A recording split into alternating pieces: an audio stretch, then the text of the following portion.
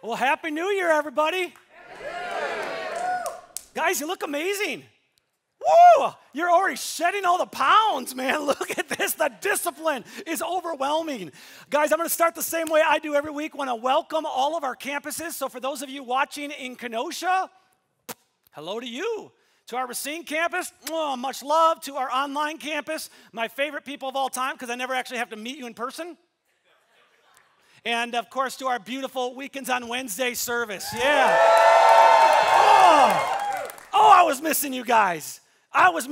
Today is a great day to be here, and I hope you believe that. And really, there's two specific reasons I say that. Number one, it was 10 years ago this week that Great Lakes Church started holding weekly services at Nash Elementary School in Kenosha.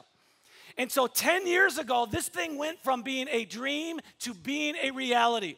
And so that's an exciting thing, and we're going to celebrate. We're going to have a big old birthday party later this year because I did not want to cram it into the holiday season.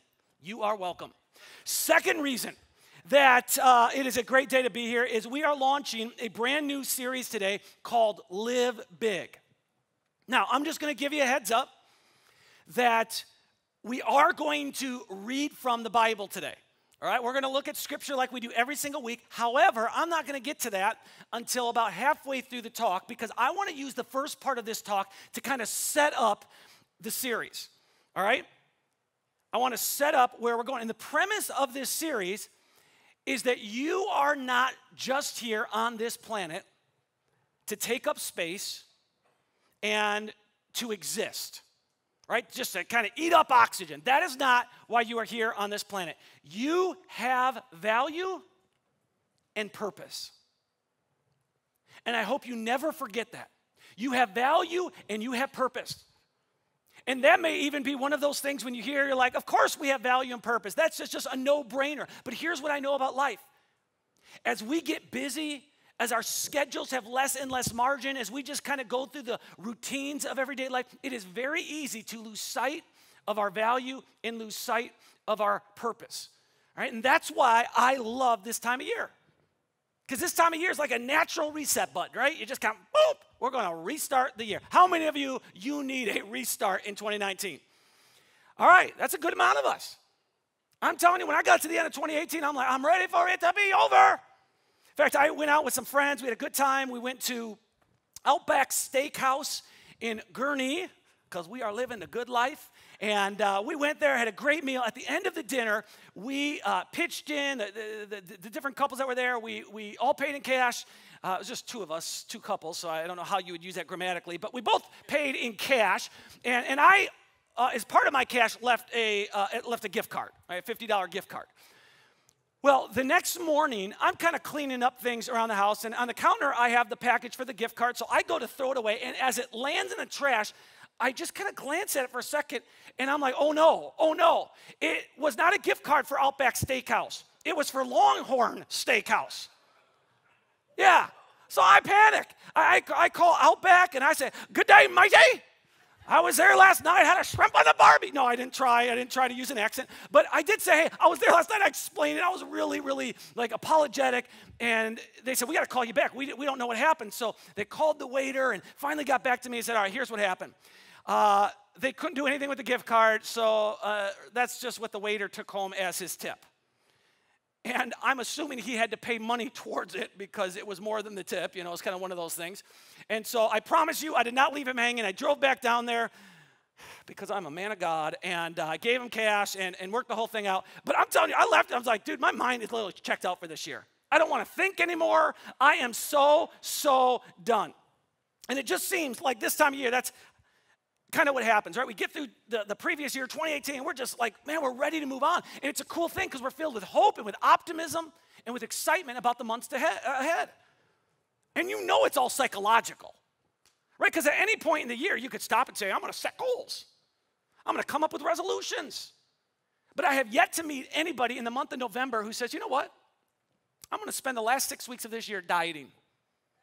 I'm going to spend the last 6 years of this year on a tight budget. That's what I'm going to do. No, that's not how most of us think. For most of us, we need a new calendar year to make changes.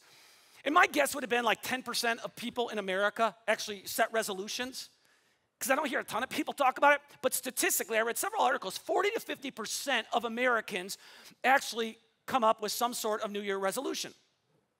And they fall into the predictable categories. What category do you think it is?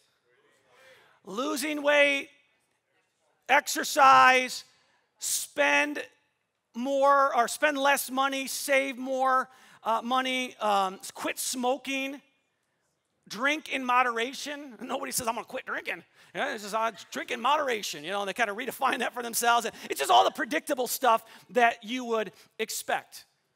Now, I'm going to ask you this question, and this is always a no shame zone here at Great Lakes Church. How many of you actually will say, I set a resolution this year, I wrote it down, or it's somewhere up in my brain? How many of you set a resolution? All right, I totally lied. This is a shame zone because there's like 10%. We are not even keeping up with close to the average in America. All right, we're kind of hitting low here, but about 10% of our weekends on Wednesday. How about in all of our campuses and all of our services? Come on. How many of you set resolutions? I'm sure you guys are amazing. So here's the deal. Generally speaking, two categories of people when it comes to making resolutions. There are dreamers and there are realists. Right, here's the dreamer. The dreamers are the people who say, this is my year. Right, this is the people, when you see them in the hallway, you're like, stay out of their way, because they are on a mission.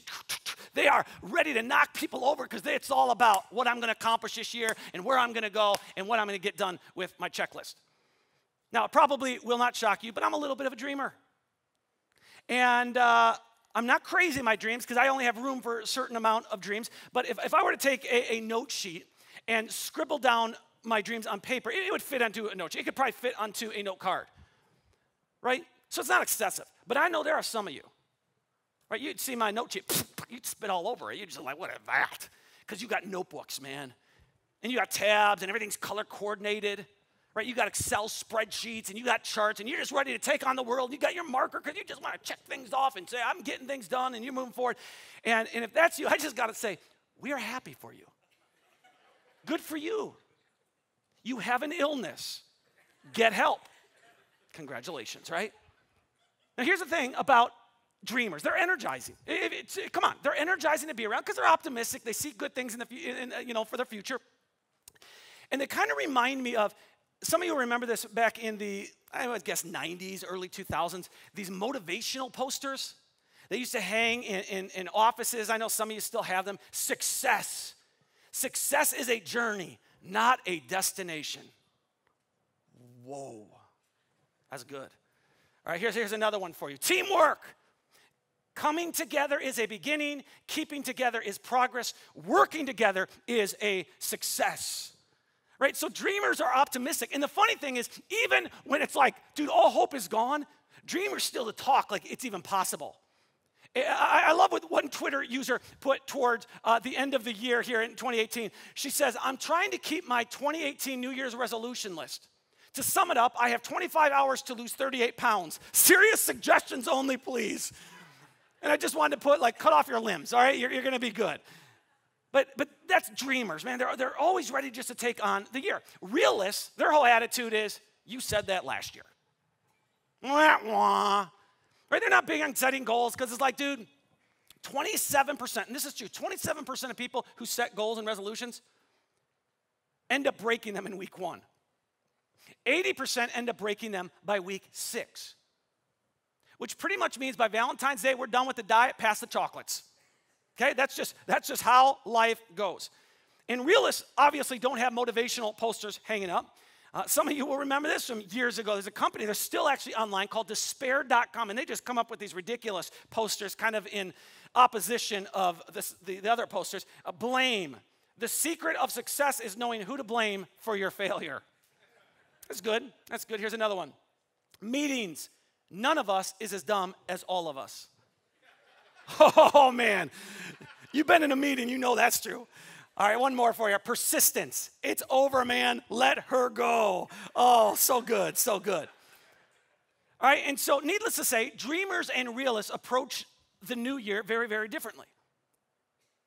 And regardless of which category you fall into, what I want to do is I want to try to bring us all together today and get us to view the new year through a very specific and a very similar lens.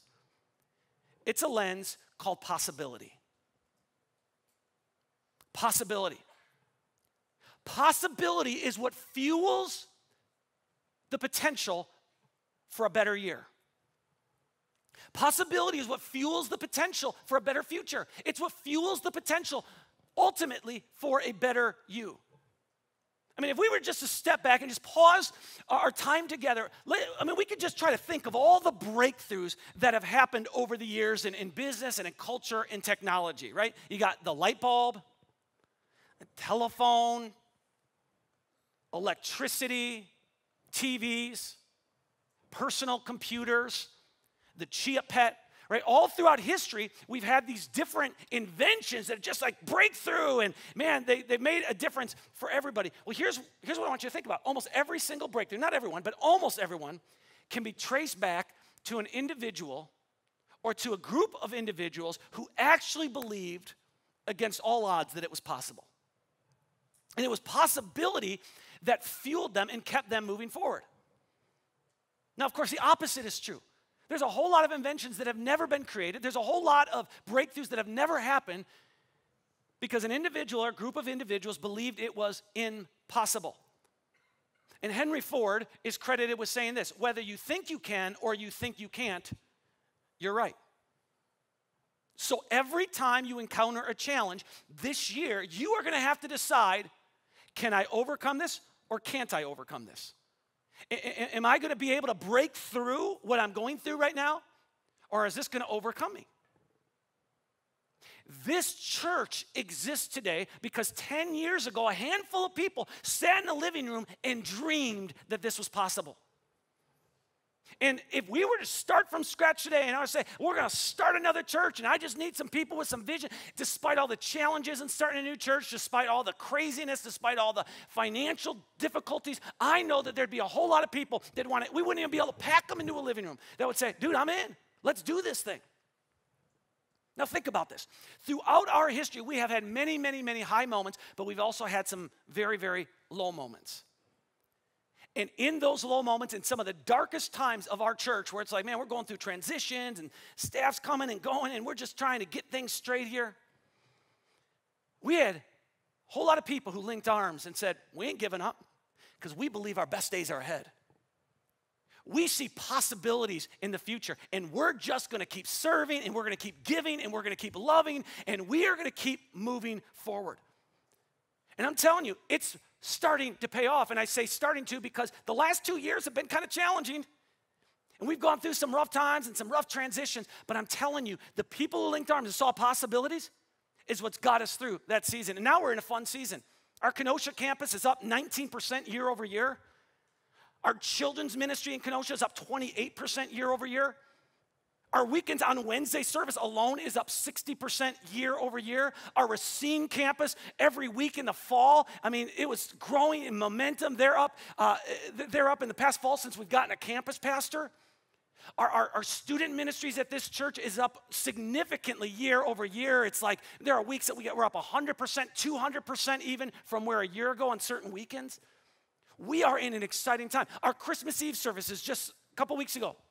Christmas Eve services, the largest Christmas Eve services we've had in the history of our church. That's awesome. Our Christmas offering this year, largest Christmas offering in the history of our church. We are going to be able to reach and give to every single initiative we set our eyes on at the beginning of our Christmas offering. Isn't that awesome? Now, there's no doubt, and I want to be careful here, there's no doubt that there's a lot of it's just God's blessing. But it's also because there's a whole lot of people who, even in the darkest moments and when there were others kind of throwing in the towel, saying, I don't know if we're going to make it. There are people linking arms saying, no, we see possibilities. Possibilities fuel the future. All the different mission organizations that we partner with throughout the year, Charity Water, Hosea's Heart, Agape House, Corey's Project, Santa in a Shoebox, Royal Family Kids Camp. I mean, the list goes on and on and on. It started as a dream, every single one of them. It started as a possibility. Now, I'm just going to stop here and say, this is not intended to be a TED Talk. All right, this isn't like, just get you pump up and motivate you and we get out of here. Everything I'm saying is intended to get you to ask a very specific question. What do you think is possible for you in the new year? What do you think is possible for you in 2019? Like if you're drowning in debt right now, do you think it's possible this year you could take a couple steps forward to financial health, to financial freedom? If you feel stuck in life and you feel like you're going nowhere, do you think this year could maybe be a year where you're taking a couple steps forward in learning and growing and maturing again? If you're in a marriage and it's like, dude, you kind of lost love, the spark is gone, do you think that this year maybe you could take some steps forward in finding that love again?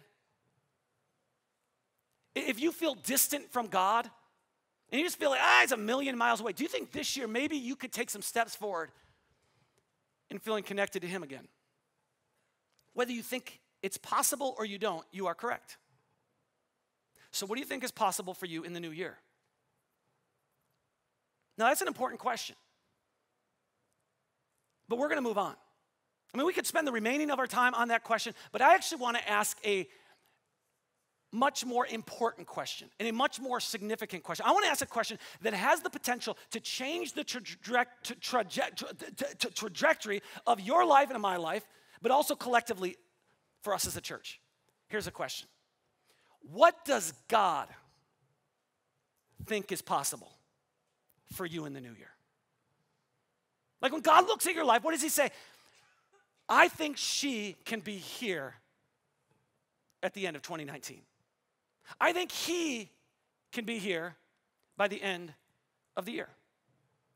Now, I doubt you think about this much, but the creator of this universe thinks about you. King David, the second king of Israel, he spent a lot of time journaling his thoughts, his prayers, his observations. And one of the observations he makes about God, he writes it out in Psalm 139. He says, "You saw me before I was born. Every day of my life was recorded in your book. Every moment was laid out before a single day had passed. How precious are your thoughts about me, O God. They cannot be numbered." The creator of this universe thinks about you. Now, I'm just going to pause for a quick moment because I want to recognize this, and I do this from time to time. I know, and I recognize in every one of our gatherings and all of our services and our different campuses, I know that every time we're together, there's always a handful of people that just say, I don't really believe in God. Like, I'm kind of on this spiritual journey. I don't even know what I think. And if that's you, I want you to know not only are you welcome here, but we respect your belief. In fact, I respect the fact that even though you don't necessarily believe in God, you show up to environments like this. Right? That's a crazy open mind. There's not a whole lot of people who have that kind of openness in their mind. And I'm under no illusions that anything I say today is going to just all of a sudden get you to believe in God. But I'm going to ask you to keep an open mind with this question. If there is a God, if there is an all-powerful, all-knowing, all-wise God, when he looks at you, what does he think is possible for your life in 2019? Now, this isn't a trick question. I'm not going to leave you hanging. I'm going to tell you what God believes is possible. Here we go. God believes that love is possible. God believes it's possible for you to have joy in your life and peace in your life. He believes that patience is possible and kindness is possible. He believes that goodness is possible. Even from Chicago Bear fans, he believes faithfulness is possible. He believes gentleness is possible. He believes self-control is possible. And I know that because this isn't just a collection of nice words and a collection of attributes that, we want to apply to our life. This is a group of words that in the Bible is known as the fruit of the Spirit. The Apostle Paul, one of the great leaders of the early church, he writes about this in Galatians 5, 22 and 23. So he's writing to a church, writing to followers of Jesus living in Galatia. And he says, this is what God wants to produce in your life. Now, my guess is when you think about New Year's resolutions and you think about goals and you think about where you're headed, for the most part, you don't think about words like love and kindness and goodness and self-control. Right? You think about just taking on the world. Stay out of my way. Right? If you're like most people, and this is totally cool, right? If you're like most people, there's nothing wrong with this. You think about what you want to accumulate and achieve and accomplish. That's just normal. That's what everybody does. That's the game everybody plays. Accumulate, achieve, accomplish. Accumulate, achieve, accomplish. And I got to tell you, it is a fun game to play. It is not a bad game to play. It's a very addicting game to play.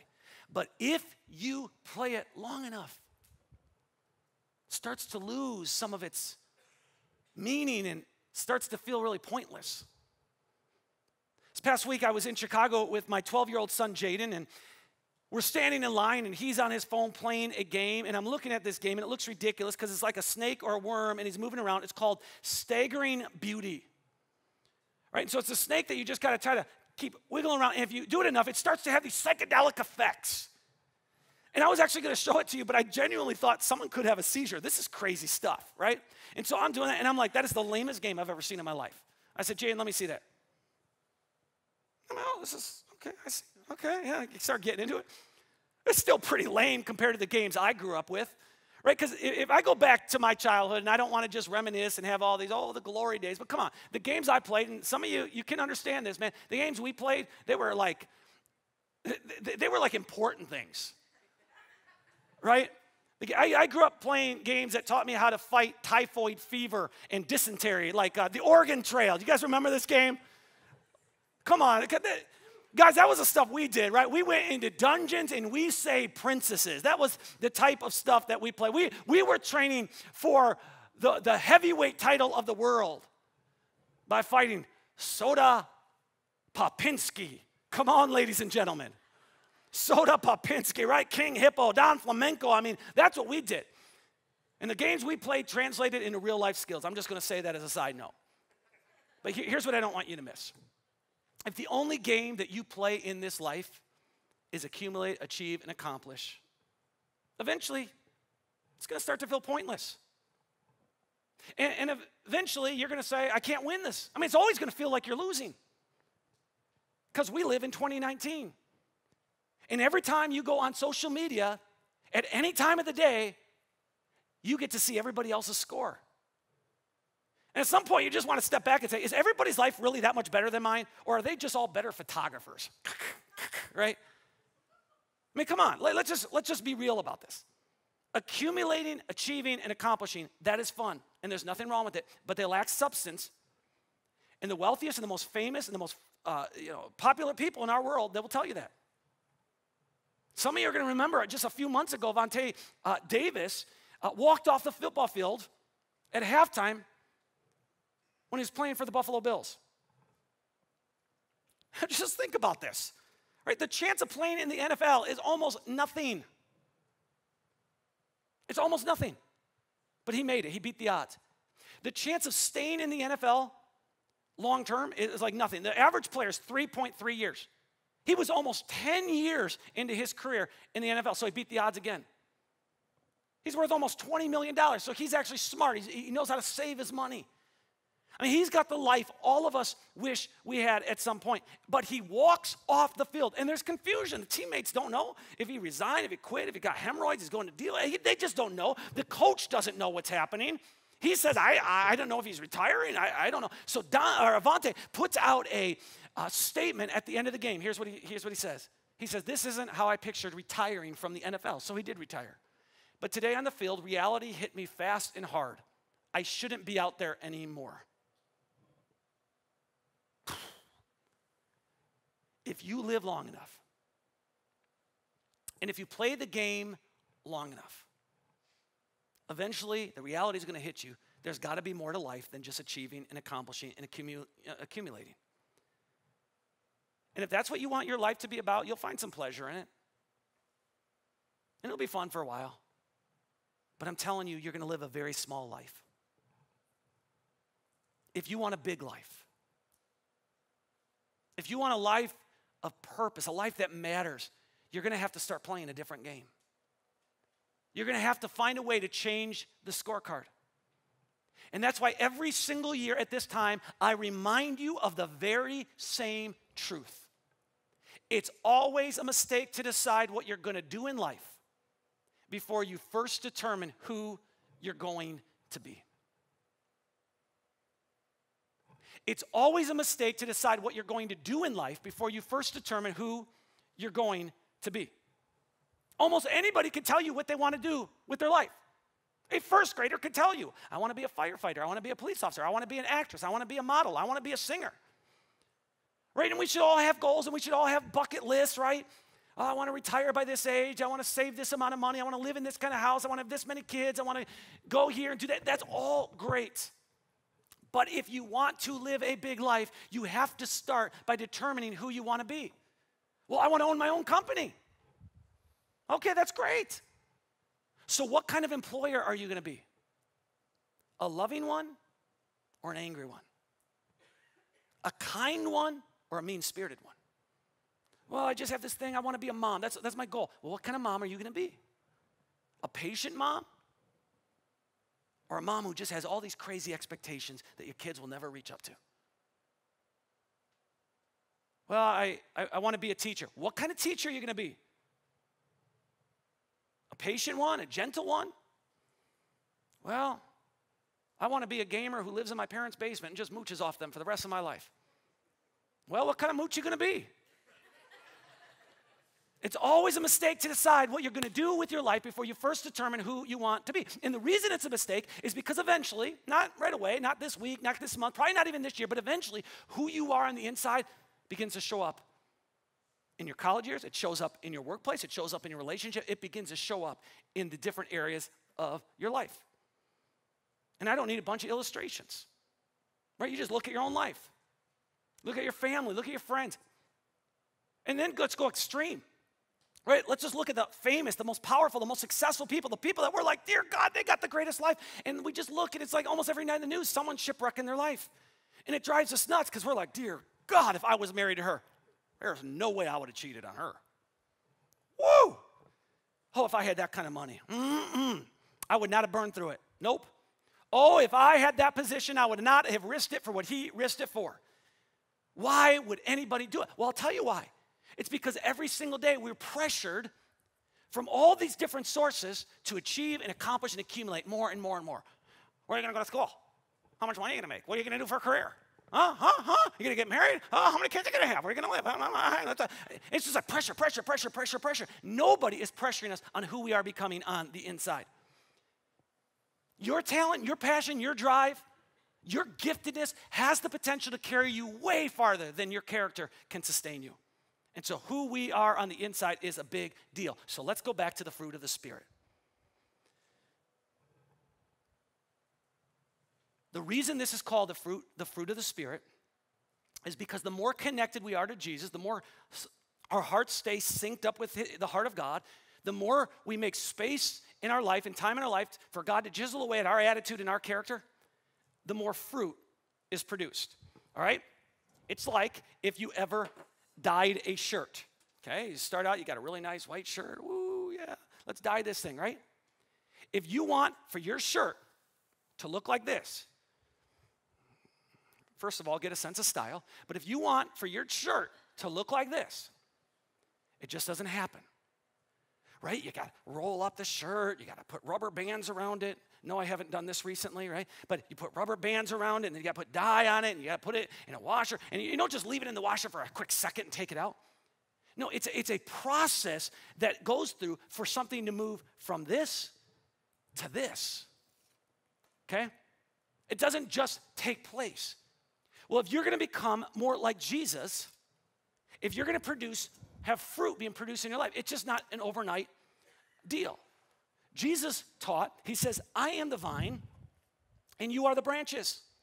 He who abides in me and I in him bears much fruit. The key word is abide. We got to stay connected to Jesus. We have to make space for him, and this takes intentionality, and there's so many ways we could connect.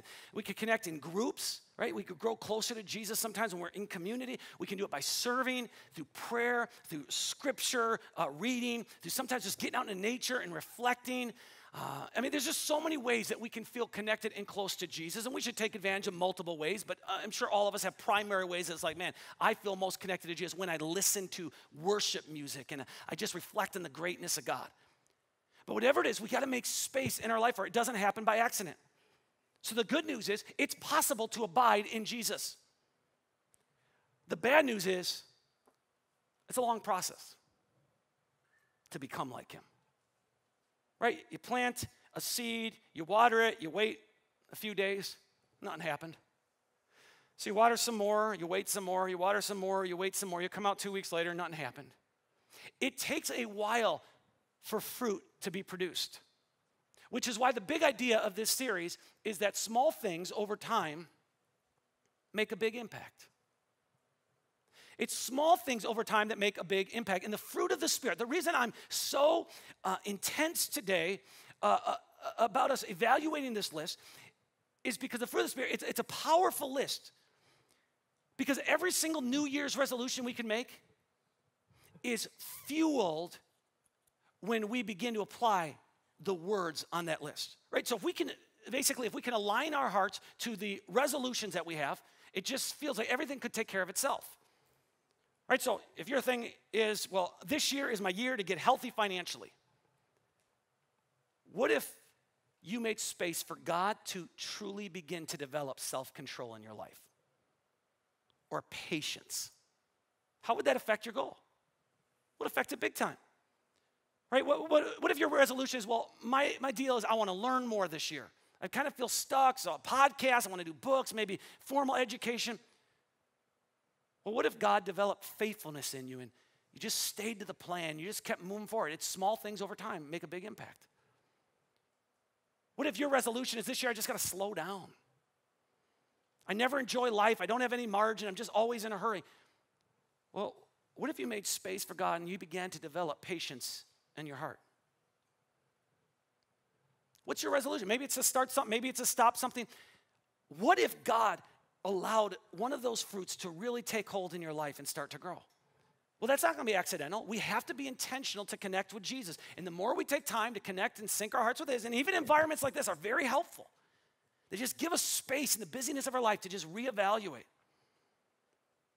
So let's bring it up one more time. Here's what I know about you. The people in your life want this for you. And the people in my life, they want this for me. Because they're on the other side of us. Have you ever wondered what it's like to be on the other side of you? It's not always as fun as you think it is. So what would happen if you just chose one of these words this year and you just said, my prayer is that God would help me to surrender to Him, my attitudes, my way of thinking, my beliefs, and that this word this year, whatever word it is for you, would just take hold in your heart. I want to tell you what my word is. My word this year is gentleness. Because if you've ever met me, I tend to be a little intense. Like all the time. I have people every stinking week, it seems like, hey, Dave, you're a little intense. Oh, I didn't know that, right?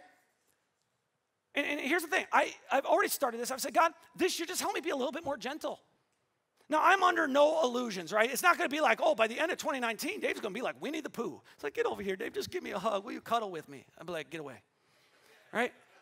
And gentleness is just not this softness and weakness. Gentleness is actually strength. It's actually power under control, all right? So it's like driving a car. That car has power. I can plow over things. I can run into you. I can, it can get crazy. I'm trying to explain this, and in the back of my head, I have this dumb joke, right? I'm not going to go there. Okay, get back here. I'm sorry, that just really threw me off. Okay, here it is. I want to die. I want to die peacefully, like my grandfather, peacefully and in his sleep. Not like the passengers in his car screaming and terrified. That's what I was thinking of when I'm picturing this car going all over the place, okay? All right, so when you drive, I don't know why I can't do it, but when you drive a car, it can be out of control, or you can use blinkers, and you can use, you can use your brakes, and you can drive responsibly. And so my prayer this year is, God, that you've given me this intensity, don't take it away, but help me be more gentle. Give me wisdom on how to manage my intensity. And so I'm just going to keep praying that. And I've got people in my life that I trust that, they'll say, hey, Dave, you're getting a little intense. Now, that's not an open box here, right? I don't need you to stop me in the lobby. Hey, Dave, you look a little, it's like, go find a friend. Go bother someone else. I actually did ask, I just actually asked someone at the Racine campus a couple of weeks ago, because I could tell that I was intense when I was walking by them and I was talking to one of our staff members. I wasn't mad, I was just like intense. And so I went back and I said, hey, I'm sorry. I said, I promise you I wasn't mad at that staff member. Did I appear intense to you? And she looked at me with all seriousness. She goes, Dave, you're either sleeping or you're intense. So I'm like, okay, I'll take that, right? But here's the deal. I want to listen to music this year that reminds me of the character of God. And I want to move forward in this. Who does God think you can be this year? And the goal isn't, well, I got to compare myself to other people. And I look, guys, I'm not going to be as gentle as some of you, right? I'm never going to be, like I said, Winnie the Pooh. You're never going to look at me and mistake me for a bottle of essential oils and say, Dave, every time I'm around you, I'm so calm. I don't know what's happening, right? That's never going to happen. But here's the deal.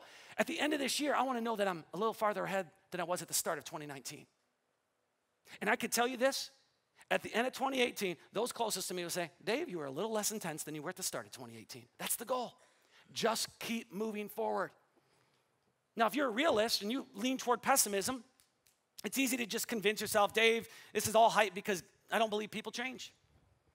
I just don't think it happens. I can't change. Other people can't change. And if that's your attitude, I want you to know your idea of God is just way too small.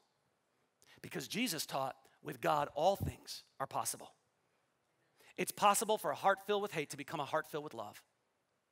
It's possible for a jaded person to be a joy-filled person.